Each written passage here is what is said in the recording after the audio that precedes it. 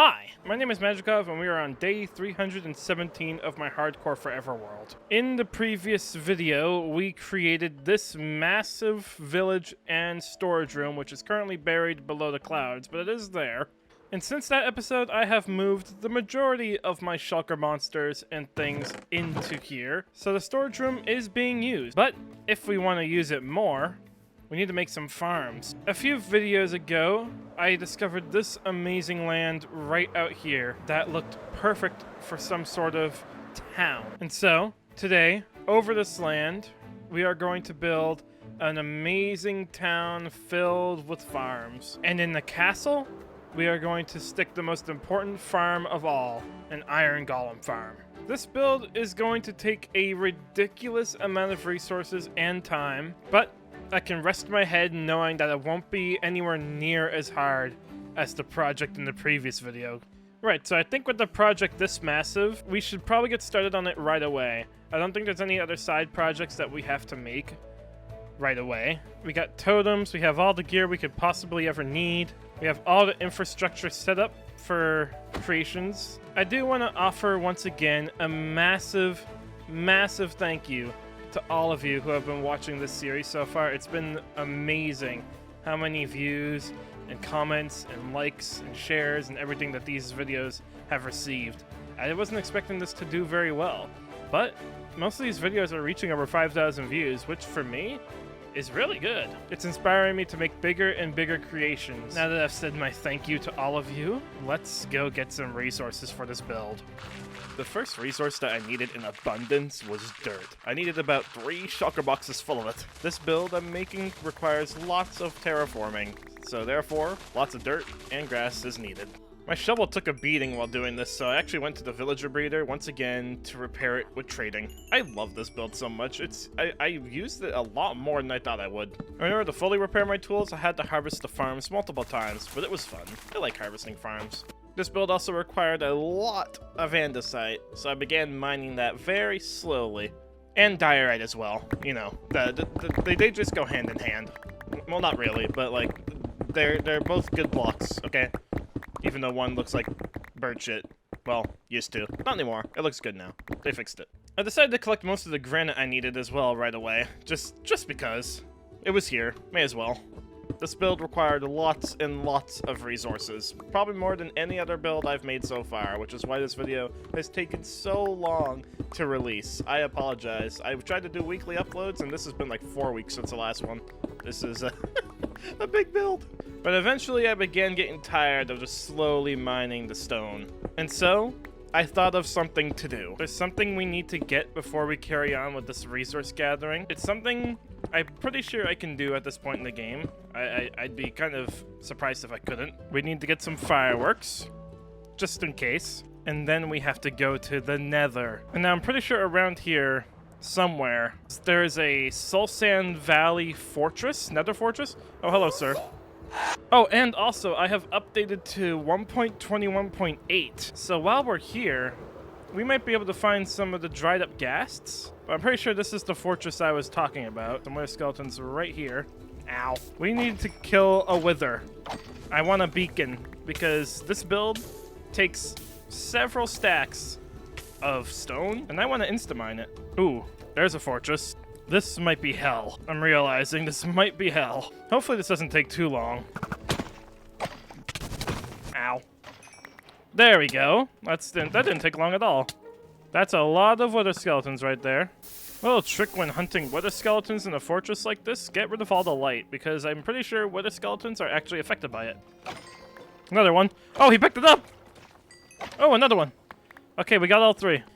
You know, I just realized I'm not going to be able to use my beacon for haste, because I don't have enough ores to do that. So it might be time to make use of our villagers to their fullest potential. Alright, so we got quite a few things. I need 1 piece of obsidian, and now I'm heading back to the Nether. Alright, then down here to our other portal, and then we just dig out something down here. I hope I remember how to do this. I replace this block with, I believe, obsidian here. And then, I think if I do this right, I'm just gonna put this on in case I don't do it right, I can just place the wither in like this.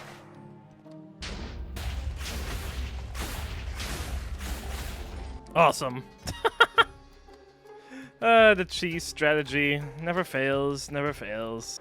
And now I'm gonna make use of this thing that we made in episode 2, our villager trading hall. So let's get a whole bunch of emeralds. And then for the next long time, the next 3 hours in real life, I spent my days getting emeralds from my villagers with multiple methods. As fletchers, farmers, librarians, all for the purpose of a max haste 2 beacon. And let me tell you, once the beacon was mined, getting stone was much easier. And that's a good thing too, because on top of 3 shulker boxes of grass blocks, I need about 4 shulker boxes of smooth stone. That would have taken forever without this beacon. Another big block was gravel, so I returned to the gravel mountain in which I collect my gravel.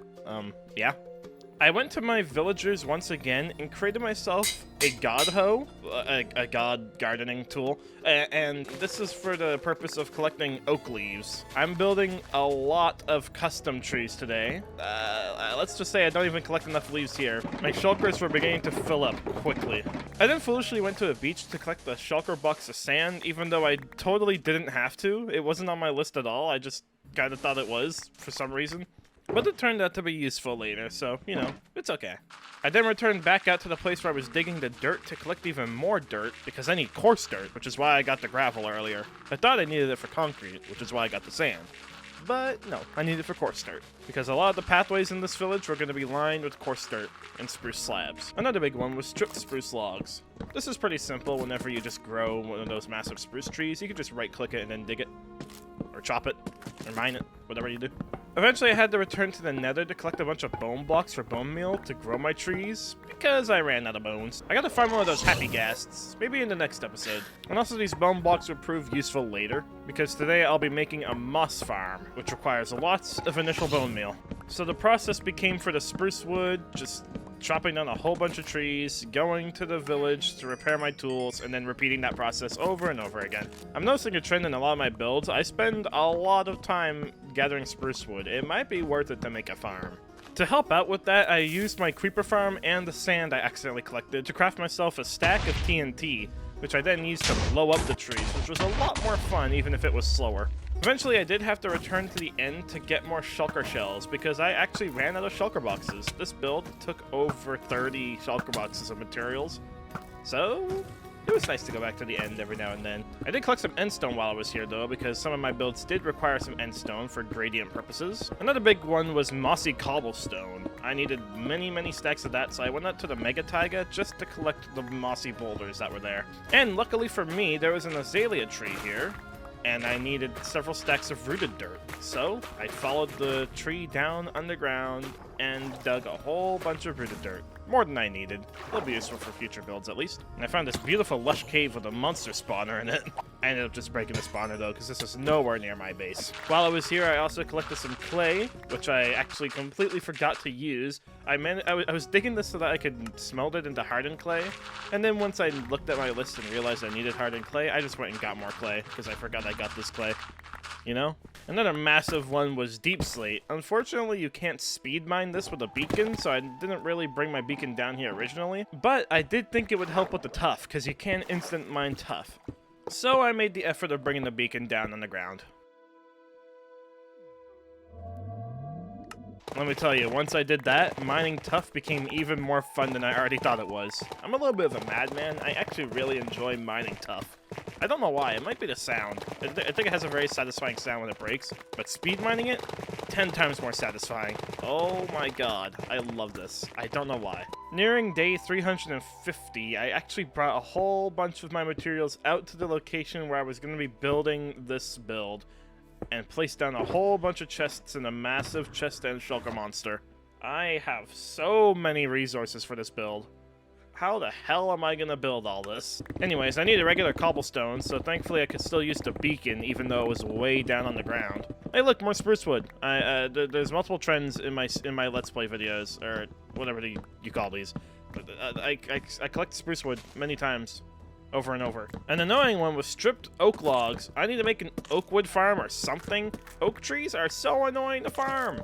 You only get like 6 per tree, and then they're just it sucks. It sucks. Why can't I make a double oak tree? Why?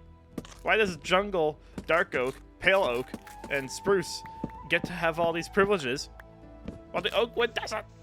Another resource I needed was copper grates again, just like the previous video where I made the windows out of them. This time I'll be doing the same thing, except I won't be waiting for them to oxidize or anything like that. I'll just use the regular ones.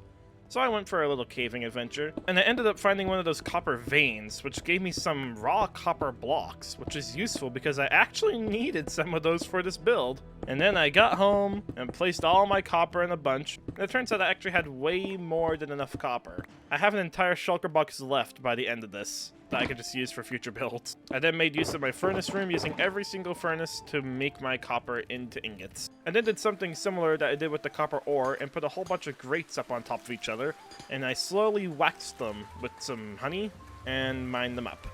Because I don't want these things to change their state. This is a nice looking texture, alright? Don't change. I returned to the birch island that I found in the previous episode, and got a whole bunch of birchwood too, because this build needs lots of birchwood. I don't know why I justify myself every time I talk about what I need, but... Unfortunately, I ran out of calcite in the nearby mountain, so I went down on the ground to my amethyst and just mined the whole thing. I went to the Nether to get some warped wood, quite a bit this time unlike the previous build, which only took like 7. I needed some basalt, I needed the non-sided oak logs, so I went back to the oak forest to get a whole bunch more oak wood, and I hate oak wood a lot, even though it looks good. Like I said earlier, I went back into the river for clay, even though I totally didn't have to. And then I ended up doing something interesting. Since I'm starting to have some more locations in my world, I decided to kill a squid and make a book and quill to mark down all my locations in a book. And also to write out future tasks, but you don't get to see those. Also, I added this cool day counter to the top left of my screen, so you guys can now always know what day I'm on. I think that's cool. And it's also fun to see what day I'm on. And keep in mind, I started this episode on day 317. This is taking ages. Hey look, more spruce wood. That's awesome. A lot more spruce wood, because awesome. And for the first time in this world, I collected jungle wood, specifically the stripped variant, because I think you can guess. I stacked up a whole bunch of different color concrete powders on top of each other, and you'll see why I need these specific colors in a bit. And now for another tree variant, mangrove. Once again, this build just takes something of everything, I think. I had to find a dripstone cave to get dripstone. Yeah. And then I took a bottle to a lake just to collect a whole bunch of mud, so I can make some packed mud and regular mud, and mud bricks. And then decided that was too slow and returned to the mangrove swamp I found in like episode 3 or something like that. I don't even know when it was. But I went there, got a whole bunch. I then made use of my pale oak trees again. I then had to go into my mountains to find a whole bunch of iron for some hoppers. I need like a stack or so of hoppers.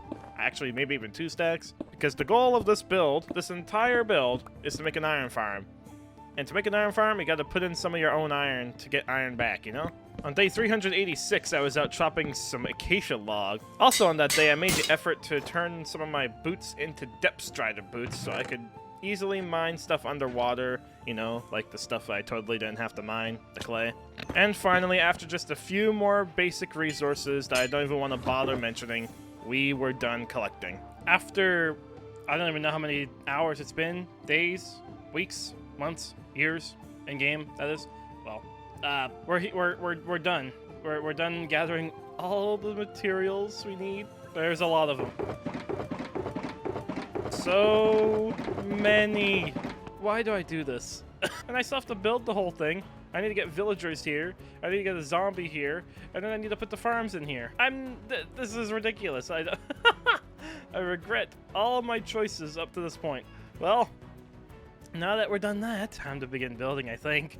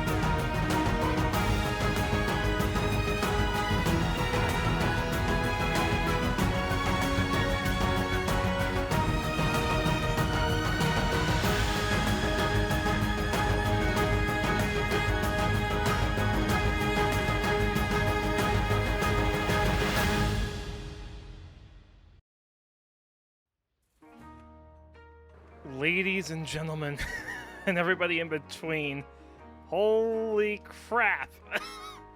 This place is coming along. There's still a little bit left that we gotta do, but every house, every building structure, basically done. There's still a few extra details I want to add, like I want to have a ship out here and a crane here unloading like fish off of it.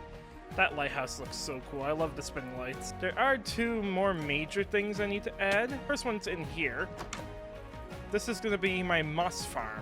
And of course, some of these smaller homes can house some smaller farms, like maybe a lichen duplicator. But, of course, the big one is in here. You may have seen me place some redstone down. And in fact, it's already running. Up in here, we're going to have an iron golem farm. I don't have the villagers or the zombie yet, or the water or the lava. There's still quite a bit we need to do with it. But the way it works, the iron will be collected up in here. It'll go into these hoppers, and these hoppers secretly lead back here through this wall and into the throne. So the throne will actually hold all the loot from the iron farm, so it's like a really fancy collection system. And I went with a giant green crystal because I kind of want my world to be more whimsical, and it also is like the best way I can think of to cover the farm. Right here, we're gonna have a pearl stasis chamber. Not really a stasis chamber, but just something that keeps the pearl there. Because in the new updates, pearls act as chunk loaders. So as long as I keep that pearl there, the iron golem farm is completely centered in the chunk with the ender pearl. So the next thing I need to do is add a whole bunch of decorations around here. I need to add lights, and I need to add trees. I'm going to do the lights first, and then I'm going to do the trees. And then after that, we're going to start building our farms. That's really annoying that just happened. I was just getting my stuff set up to begin building, and the creeper blew up my ass.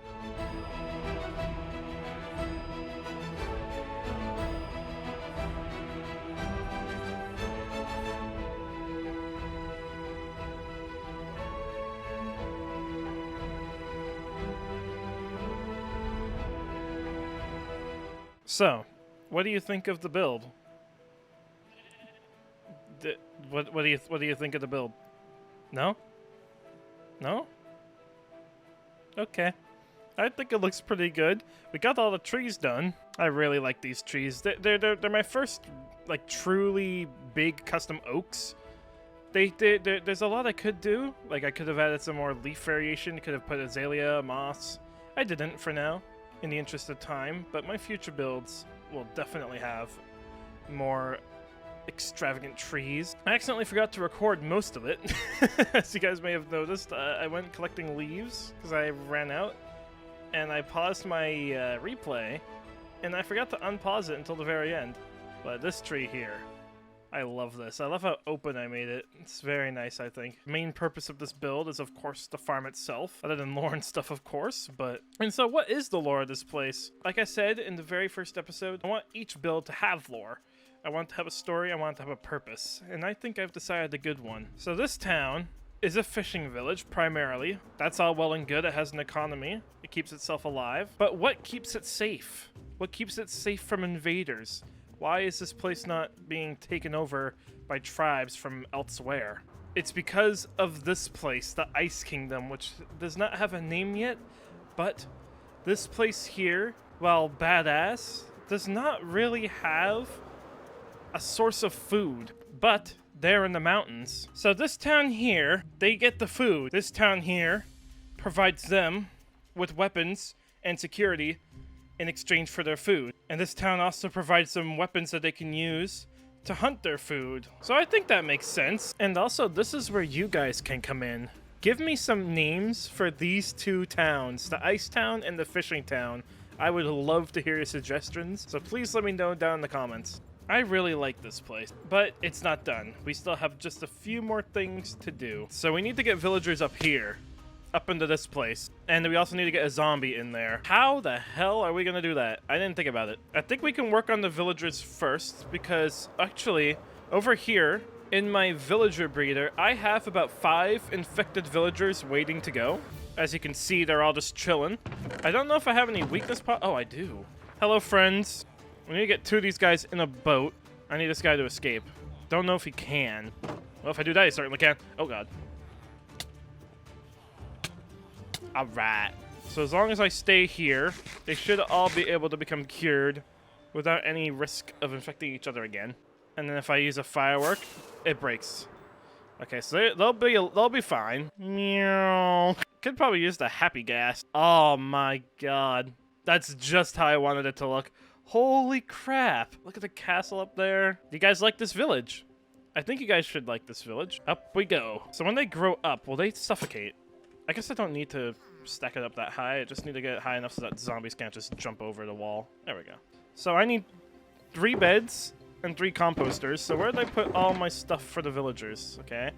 I think there's a trick. If you put them in a boat, they automatically can hold something. So come in the boat. And now, if I give you this firework, do you hold it? There we go. Okay. Now I know I can do this. Yeah. You'll come inside so that the sun does not kill you. Bed here, and bed here. This is the Lightmatica mod. This is showing me where I need to place my blocks. This is how I do most of my builds. Surely I have more than 1 rail. Where else would I have used the rail? Alright, back we go. I need to make a nether hub, man. That's gonna be next video.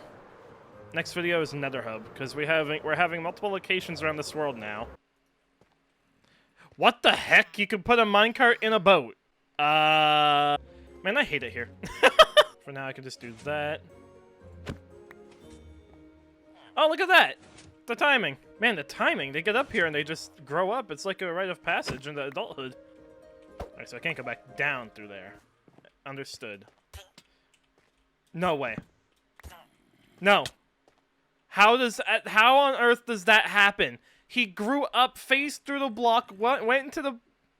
This just made my job 10 times harder. He came back in? Willingly? Oh, he's going for the barrel. Why does everything have to make things difficult for me? How does that happen? How do you grow up and phase through the block? That's so ridiculous. Okay. I didn't want him to go just yet. Shit. Ah! It worked. Okay, so now if I break this minecart, he's there. Now if I do this, and that, he's in there. Awesome. Okay, so the way this works, we put walls like that, and then like this, sign, another sign, like that, and then I believe we just put the lava here. Now the farm should work once we turn it on. Alright, so now to turn the farm on, this guy needs to get out of that composter and then spawn the golem already. There we go. It is working! It's working! Oh my god, let's go! Okay, so for the stasis chamber. Alright, so that should work, and then we can just cover it up like that. Now we need a pearl.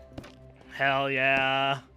Alright, there we go. The iron farm is now completely done. So this pearl, if I turn on my chunk borders, it made it so that the iron farm lays right in the chunk with the pearl. It's not split up. We're going to come back and check on it after we're done making our moss farm. Alright, so I'm going to use Lightmatica to do this. So let me just do that. We're missing a moss block, and that's what I need a dispenser for. So funny thing, the dispenser was actually in my inventory. So that's awkward. But we can fill these blocks in, and then place the dispenser like that, and then the moss block like that. And then I need a layer of stone. I don't have the trapdoors! No! Right. Let's take a look, shall we? What we need to do now is get some bone meal in the dispenser. And we're about to try out this farm, bro. We're about to try out this farm. We are about to try out the moss farm once I get back there. Imagine if I didn't have the wings yet. Craft the bone meal. This is all grass. This needs to change before we start up the farm. The reason I need to cover this floor up is because if I don't, then the bone meal from this will spread down here and lower the rates of the farm. Now that room's all cleaned up. All we gotta do is flick this lever. And it should go. There it goes. Awesome. That's amazing to see. And it actually produces more bone meal than it uses. So this, we can technically keep this running forever. Already 30 in there, 30 in there, 17 in there, 17 in there. That's over a stack already. All right, well, I think with that, I think we're done. I think we're done this project completely, other than removing this beacon, which I'm gonna do right now. All right, there we go. So I think this place is now done. I think it's complete. There's obviously a lot more I could do to it, detail-wise, but I'll save that for perhaps live streams, I think. I want to start live streaming, maybe. And now let's, of course, check out what's going on up here. I still see the villagers panicking, so this iron golem hasn't killed the zombie. Stack. Awesome. So, let's turn on the shaders to take a look. Oh, the crystal actually looks good in shader. It looks a little ridiculous, I know, but this place with shaders on, I need to get like a better view of it. Oh yeah. Perfect. This is exactly what I wanted. Oh my god. I think it's safe to say we have succeeded in our goal. So that is going to be it for this episode. I hope you guys enjoyed. If you did, please make sure to like and subscribe. Leave a comment for me if you have any suggestions for things to do. I've been reading a lot of your comments, and some of them are really awesome. I might do some of them. Thank you guys so much for watching, and I will see you all in the next video. Goodbye. Ow.